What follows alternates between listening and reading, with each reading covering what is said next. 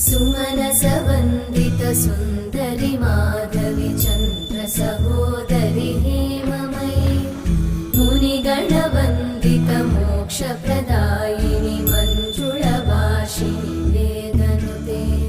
पङ्कजवासिनि देवसुपूजित सद्गुणवर्षिणि शान्तियुते जय जय हे मधुसूदन कामिनि